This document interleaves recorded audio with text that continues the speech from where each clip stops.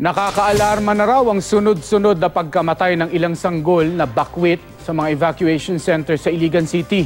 Kaya naman ang DSWD at DOH, pinag-aaralan na kung paano ito maiiwasan. Makibalita tayo kay Victoria Tulad. Medyo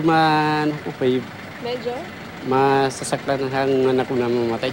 Nakabalot ng tela at wala ng buhay ang ikaapat sanang anak ni Abud Arubi sa Iligan City. Ayon sa mga doktor, patay na ang sanggol sa sinapupunan ng ina nang isilang sa ospital. Dahil walang ibang mapaglibingan, sa sagingan na lang nila inihimlay ang sanggol. Isa sina Abud sa mga bakwit na lumikas dahil sa bakbakan sa Marawi. Si Johaira Maginalang naman, ipinagluluksa ang pagpanaw ng 9 na buwang gulang niyang sanggol nitong Sabado.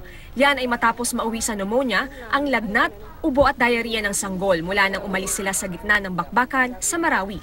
Masakit para sa akin kasi kaysa ako yung anak na babae. Sobra talaga masakit sa akin yung nangyari sa anak ko. Kaya naman ang DSWD at DOH, pag-aaralan na kung paano maiiwasan ang infant mortality sa internally displaced persons o IDPs. Maaari rin daw makatanggap ng burial assistance ang mga namatayan. Bilang tugon naman sa pagbibigay ng maayos na nutrisyon sa mga kabataang bakwit na nasa evacuation centers, nagpadala ng mga ready-to-eat, high-nutrition complementary food ang Department of Science and Technology Region 12. May kasama ring hygiene kit. Sa pagsiklab ng bakbakan sa Marawi City, hindi lang sa mga kalapit na lugar lumikas ang mga bakwit. Marami rin sa kanila, bumiyahe pa sa Luzon para mapalayo. Sa Lawag City, Ilocos Norte, dumarami ang bilang ng mga bakwit at ang ilan sa kanila nag-uumpisa na ng bagong buhay.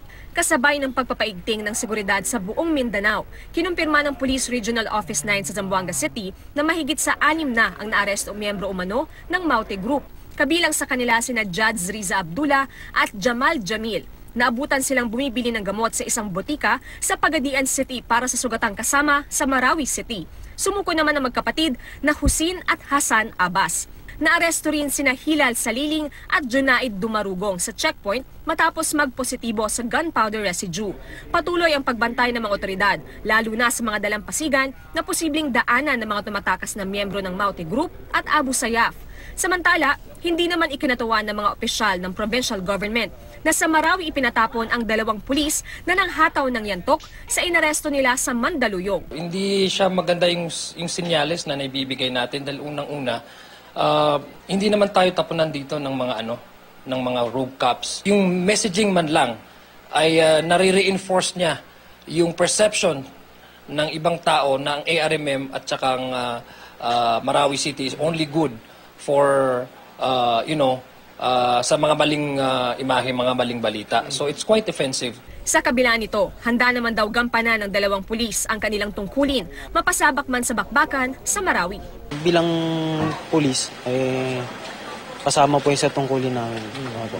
Pag Philippine National Police naman, kahit saan naman po naman yung reassignment, obliged po kami sumunod siya. Hindi naman po kami tiwaling pulis, sir.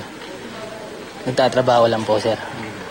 Medyo may pagkukulang lang. Victoria Tulad, GMA News.